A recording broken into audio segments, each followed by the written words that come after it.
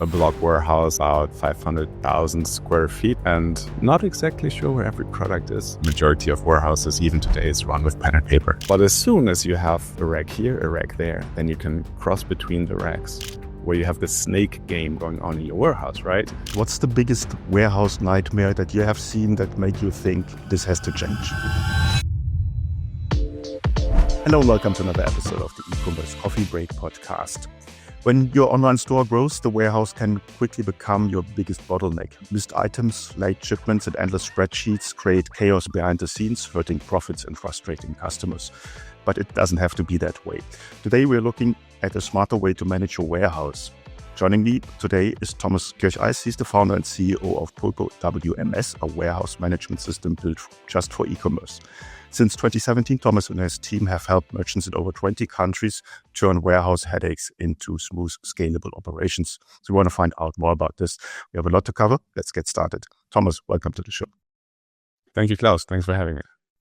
Thomas, what's the biggest warehouse nightmare that you have seen that made you think this has to change? It's tough to say where to start. Well, definitely one of our favorites was a warehouse at one of the largest barbecue sales companies in Europe, and they had a block warehouse and about 500,000 square feet, and not exactly sure where every product is. So going into that warehouse and looking at it, seeing it in front of my eyes was quite impressive. Definitely, that's one of my tops. Mm-hmm. A lot of merchants, a lot of companies, they start with their own warehouse. So they have some back room where they get started, and then they working with either papers or spreadsheets. What's wrong about that start?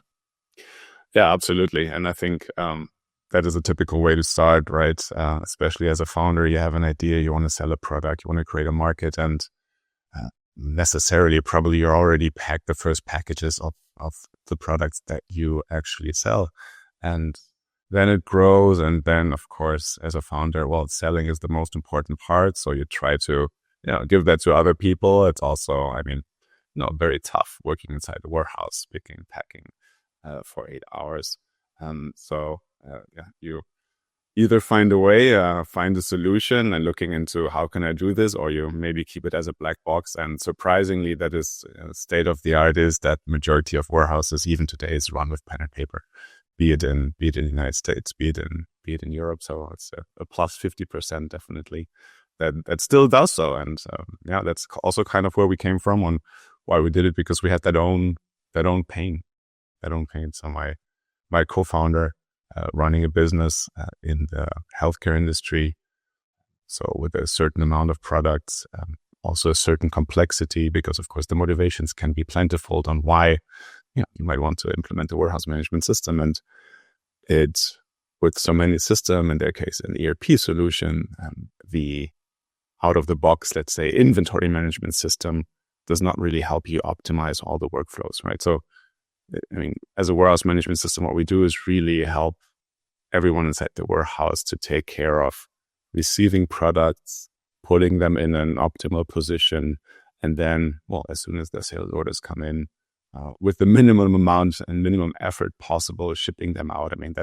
That's our goal, and that's also where we came from. So, and the impact was one of the biggest that Philip, my co-founder, had when implementing it in their own company, where, well, in their case, they went from 50 to 20 people. So it was quite significant, the impact of a warehouse management system. But today, e-commerce merchants in all shapes and sizes use Pulpo. Really, from one of my favorites is sending out orchids in the States, right? Where up to, of course, then those very large warehouses that I mentioned.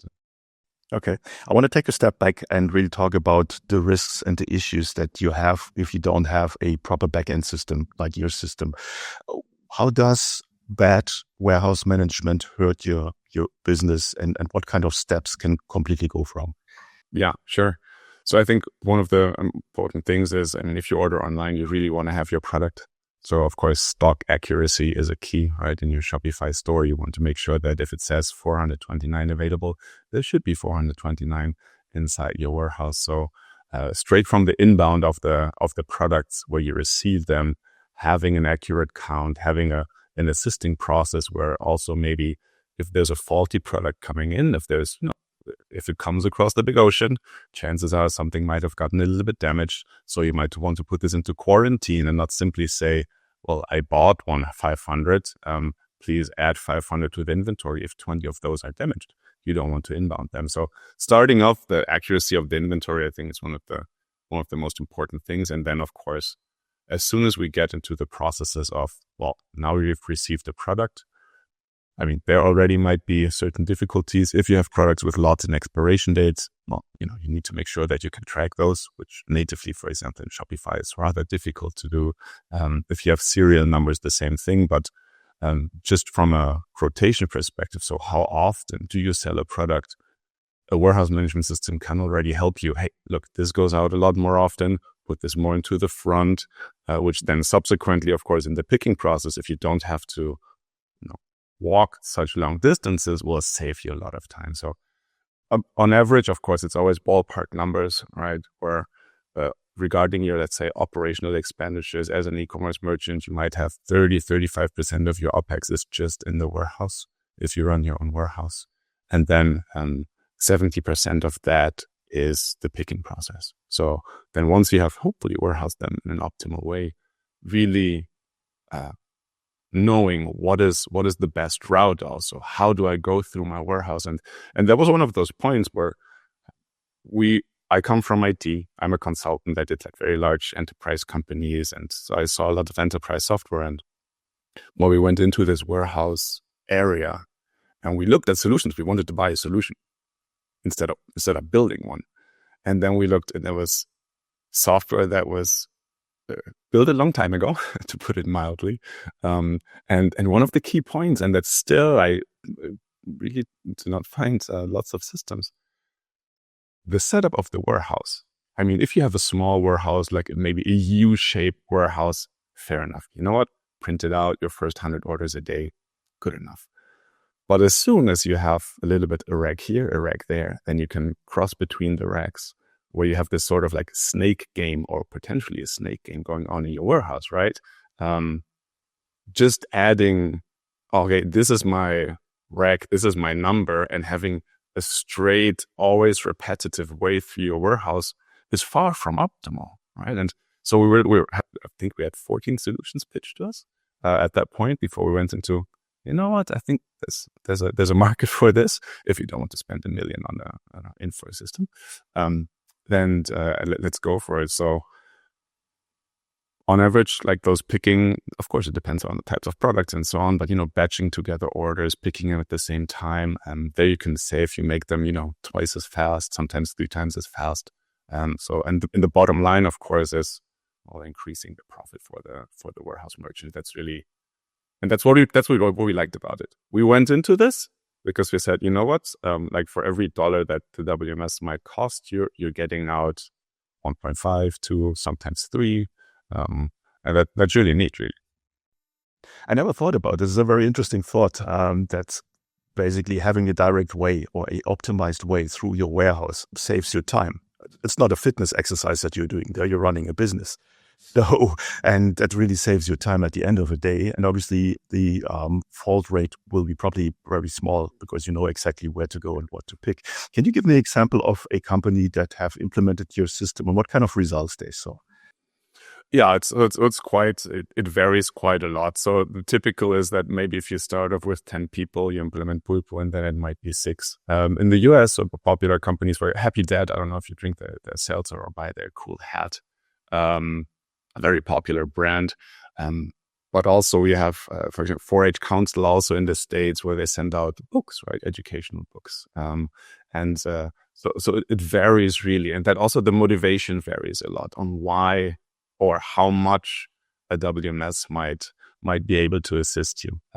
You have smaller orders, you do lots of drops, for example, right? With lots in the fashion industry where then you need to hire 10 more people and they don't know what they're doing. So the better the system, the more fault resistant you really are in fulfilling it. Because it really, I mean, the warehouse is like the last connect to customer happiness, right? I mean, they order something and if they get the right product as quickly as possible, they just have a really nice experience. And nonetheless, is sometimes seen as this like black box that needs to do its job. But then it's maybe not on the priority list of things to arrange or to improve inside my company. And I mean that together. So for example, in general, warehouse staff is not easy to find. Over Corona, I was speaking to Kevin with the warehousing podcast, and over Corona, the salaries have almost doubled. So first of all, you don't want to have extra staff, but also if the staff changes, because at the beginning, and that's a nice thing if you have your own warehouse, you can track it, right? So the team was walking round about 10 miles a day, which is a lot. And all of a sudden you have an optimized route and it's 2. So also just the happiness of your team goes up because they're no longer searching anything. The rate of sickness goes down also, right? So you can, more rely on your team. And well, on top of that, also you have, some KPIs where you can motivate those that might have a bad day. Right? Or if you're a fulfillment company, right? I mean, we also help lots of fulfillment companies that serve merchants, that serve Shopify merchants. They can also really find out, how much, let's say, manpower did I need to serve this customer, to look at, well, how's it going? How's the profitability there? And does it make sense where I need to do that? Mm-hmm. I really think what you highlighted, that warehouse management is an important pillar of your business. Not the favorite thing for most of specifically founders, startups growing quickly. Marketing is so much more fun. The other things are so much more fun. But as I said, it's crucial to get the product to your client, and client happiness at the end of the day is what drives your business.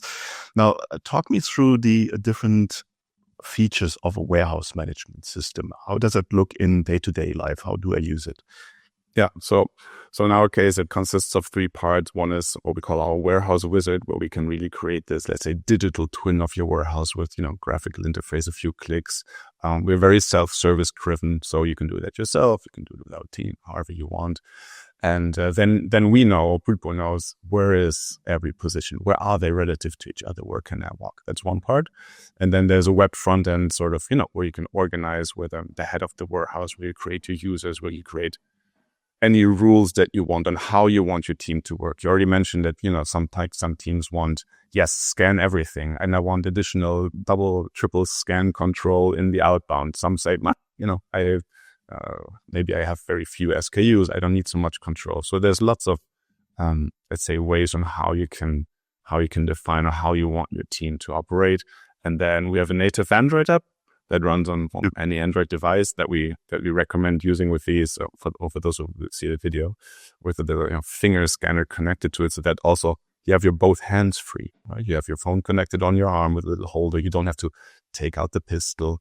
And so for that day-to-day, all the movements inside the warehouse, that's really the setup. And well, I mean, for Shopify, the native integration, you do 2 clicks and all of a sudden everything is integrated. The products come over and the sales orders come over and so on and so forth. Mm-hmm. Very interesting with this finger scanner. I've seen it before. I never used one, but I think that's a huge benefit. I've worked with these pistols back in the time when I had my own store. This is a bit of a pain in the neck. This is that you always have to pick it up and put it down again. And those are small things. Hey, every picking, every position, you've lost again 3 seconds. You've lost again 5 seconds. You get we call it tennis arm, right? Because you have to bring out this picker. Instead of, if you have it on your arm, you just natively, you can drive your forklift with it. So there's this, small things where we also took a long time to do, it took a very long time on actually how to get it right.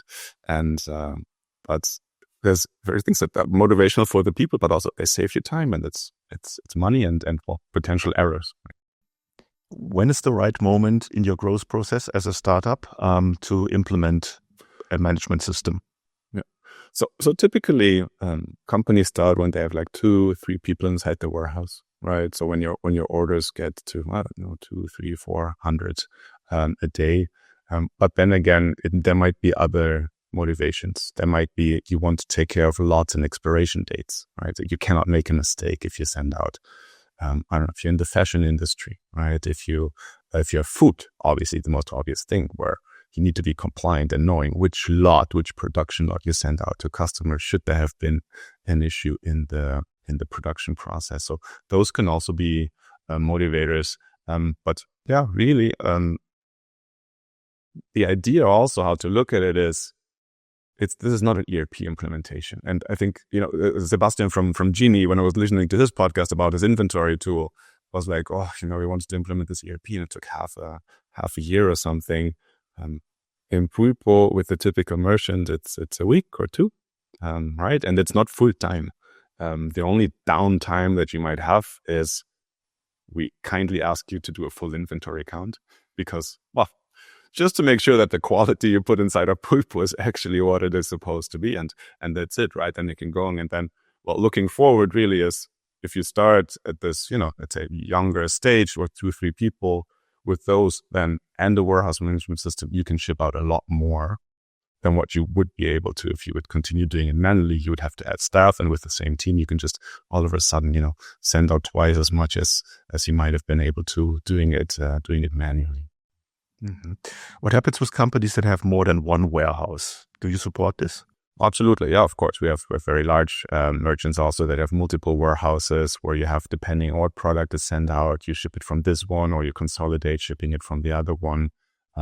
Multiple warehouses. Also, sometimes the setup that there might be the Shopify merchant that uses Pulpo, but his fulfiller is using something else for whatever that reason.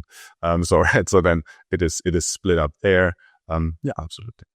Okay. Do you have other interfaces, APIs that slot into your system beside of Shopify?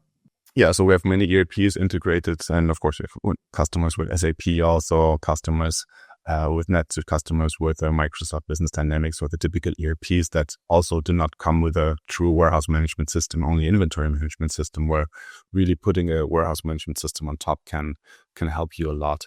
But it's very interesting also to see, let's say, the regional differences, right? We mentioned now we're in 20-something countries.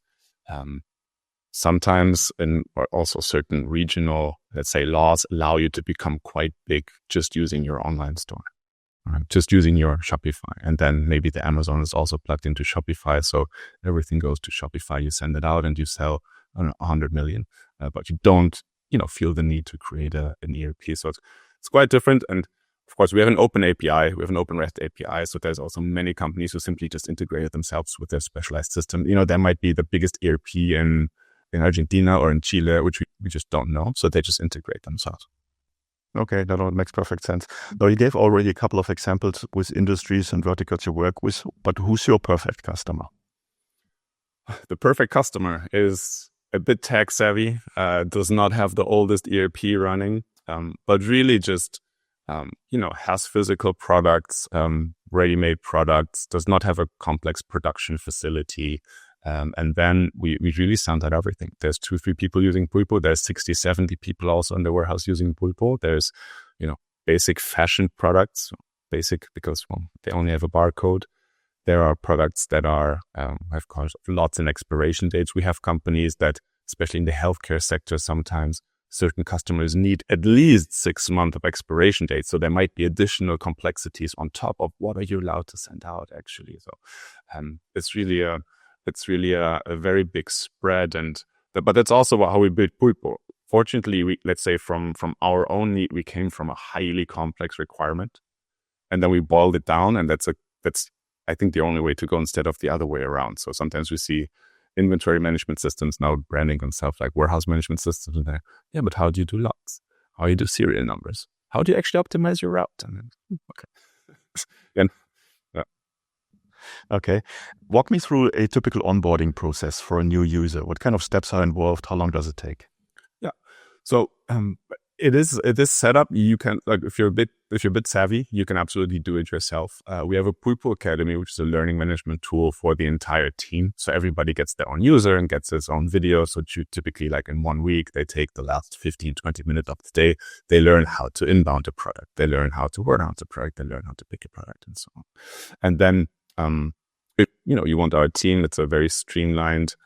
We have a little project board in Trello. It's 35 steps where basically a few things you do, a few things we do, depending on how much you want us to help. And then we just run through it, making sure that, of course, there's a couple of thousand Pulpo users every day using it. So we have had some experience. And also depending on the customer, of course, like our help can really even more optimize the use of Pulpo, right? Because by now, of course, we have lots of functionality. You can use it really easy, or you can really optimize, the last little bit out of it. So with the team, then, it's senior people who can help you out. Maybe you should put this setting. Maybe you should put that setting. And then, the inventory count is already mentioned, is typically like the last step before the go live. The typical integrations are, of course, pre-built. So there's really just a plug and play solution. And we have Shopify customers or merch or logistics companies, fulfillers with Shopify merchants, for example, we have taken live over the weekend. Oh, okay. Yeah. And that's also this mindset, right? Of like, warehouse management system, should I really go for it? It's like, there's nothing to lose, really. There's, that it's just a very, very high upside. It's not an ERP implementation. It is everything that happens inside the warehouse, and that is it. And it'll help you with all this. And of course, also depending on the area that you're in, the returns management. If you can just scan the product, you have it back in inventory right away. You can resell it. It's also a big game changer if you're in a sector that has high returns rate, like probably in fashion. Yeah, absolutely. And I think the benefits are very, very clear, but I think it's also a bit of a shift in mindset of a merchant doing themselves and then going into a system, and you don't know what you don't know. So you're going into a new system. I think it helps a lot. You say you have an academy and somebody's helping you and optimizing over time. That helps a lot to make really a informed decision to go over to a professional system to manage your warehouse. And also for quite a while already, we give our customers a happiness guarantee. Like, quite frankly, like if you don't like it, like you give it back and you get your money back. It's, we're very certain that when we make a first call, we learn about your company, we show you Pulpo, we say, you know what, this should work really well. Let's go for this. And if you really don't like it, and so far, well, that's, knock on wood, also hasn't happened. Just give it back and we'll return your money. Yeah, that's fair. Okay, there's no risk involved. Tell me about your pricing structure. How does that work? Yeah, so it's typically per warehouse employee, per full-time warehouse employee per month. But then of course, there's flexibility. There's lots of companies that have, seasonal workers. So you just add a seasonal worker per month. Some that have temporary workers. Well, then of course that is not a full license that is charged there, but it's really on the seats that we do there. Anything else, typical also the e-commerce ERPs where you say, well, you go for order volume and a certain percentage or a certain percent per pick. We found that a bit unfair. I don't know. You kind of get penalized for being successful or having lots of revenue, which I don't understand that concept quite well. Yeah, I'm a big fan of simple, straightforward pricing, that you exactly know what you pay at the end of a month and do not wake up with a huge bill that you did not expect. So I think that's very fair. Yeah, and in the States, so for example, the typical fee is $225 per user per month, right? So that might be, 5-6% on top of the salary, 7%. But you should make them all of a sudden. He has 30-40%, 50% more power that you get out of that employee. So it's quite straightforward, I would say. Yeah, no, total no-brainer. Thomas, before our coffee break comes to an end today, is there anything you want to share with our listeners that we haven't covered yet? No, I think it's really this warehouse has become after you're founder, after you sell more, you create your team. This warehouse is looked at as sort of I don't want to say necessary evil, but it is, right. It's tough work. There's hardworking people in there. It's not easy. It's also not easy to motivate them. But looking at it really as an advantage of, if you do this well, your bottom line. I mean, if you improve those 30% of your OpEx by 30%, there you go, 10% more margin or 9% more margin in your overall company. So that combined with just this client happiness part, right? So I mean, if you send out 1,000 orders and 1,000 orders are correct, it's just a multiplicator. Every 1-star evaluation might cost you X customers. So that's really apart from, let's say, the Pulpo, there's other solutions. I think really looking at it as something that can create a lot of value for both the company, but also the customers. That's why we went into it, and that's why we're very, keen on helping out there or bringing this to attention and getting rid of these. Hopefully we speak in 2 or 3 years and we can say now it's only 30% that don't have a warehouse management system. I think you're really creating like a win-win-win situation, a win for the customer, a win for the business owner, and then most importantly, or also importantly, a win for the warehouse worker, which I never thought about. Yes. Where can people go and find out more about you guys? Well, you can happy to visit us on our website, pulpowms.com, of course, with me also on LinkedIn, more or less frequently, also posting some stuff there, and subscribe, or also just, reach out to us. Also, like, very openly, sometimes, just book a meeting. People can book a meeting straight from our warehouse, from our website. Also, just to find out, maybe you're not there yet, and just to have an idea how much you can improve without implementing a WMS. A half-hour conversation is always worth having, just taking a look at it, because quite frankly, that's how we started. We looked at it and we ran out backwards by the solutions that we saw. So sometimes we get to a conversation, I've looked into warehouse management systems maybe 5 years back, and I just ran out because I wasn't going to pay $100,000 for an implementation, but now it looks a little bit different. Right? So maybe it's also time to revisit that thought on looking and optimizing the warehouse, really. Cool. So for our listeners, if you have the feeling you need to look into your warehouse management, get in touch with Thomas and find out if a warehouse management system is the right for your solution to grow your business faster and bigger. Thomas, thanks so much for your time today. I will put the links in the show notes as always, and then you're just one click away. Thanks so much. Super. Klaus, thank you so much. Thanks for having me.